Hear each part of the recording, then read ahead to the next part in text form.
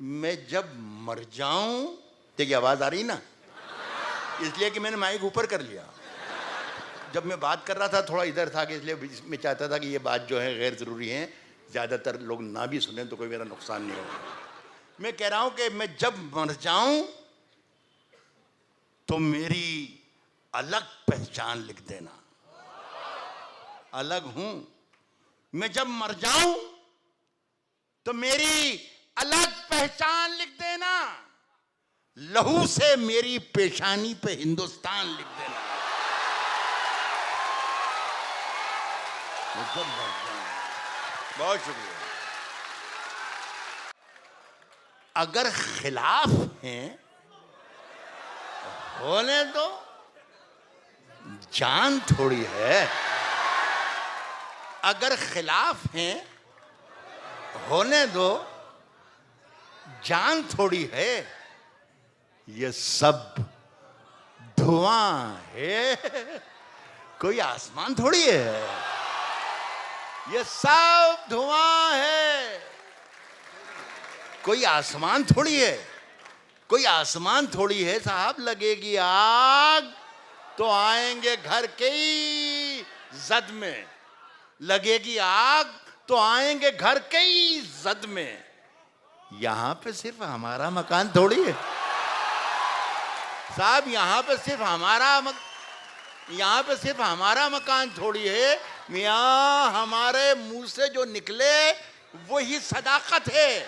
हमारे मुंह से जो निकले वही सदाकत है। हमारे मुंह में तुम्हारी जुबान थोड़ी है। हमारे मुंह से जो निकले वही सदाकत है साहब। हमारे मुंह में तुम्हारी जुबान थोड़ी है। हमारे मुंह में तुम्हारी जुबान थोड़ी है। और मैं जानता हूं कि दुश्मन भी कम नहीं।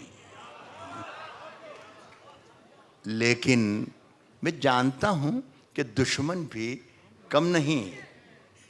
लेकिन हमारी तरह हथेली पे जान थोड़ी है। हमने खुद अपनी रहनुमाई की। हमने खुद अपनी रहनुमाई की और शोहरत हुई खुदाई की। ये मतलब जितनी दादी उससे ज़्यादा अच्छा था ये। हमने खुद लेकिन खैर कोई बात नहीं। एक लाइफ लाइन खो दिया आपने, लेकिन कोई बात नहीं। हमने खुद अपनी रहनुमाई की और शोहरत हुई खुदाई की। हमने खुद अपनी रहनुमाई की और शोहरत हुई खुदाई की। मुझसे दुनिया ने सैकड़ों बार बेवफाई की।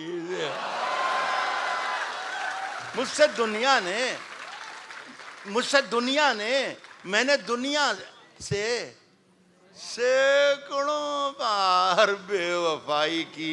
फिर एक शेर आ रहा है। शेर अच्छा है। मैंने आपको बता दिया कि जब मैं ये कहूँ कि शेर अच्छा है तो इसका मतलब ये कि शेर अच्छा है। मुझसे दुनिया ने सैकड़ों बार बेवफाई की। आसमां चूमता है मेरे कदम। आसमां चूमता है मेरे कदम। दाद दीजिए शिकस्ता पाई की। आसमां चूमता है मेरे कदम। आसमां चूमता है मेरे कदम। आसमां चूमता है मेरे कदम।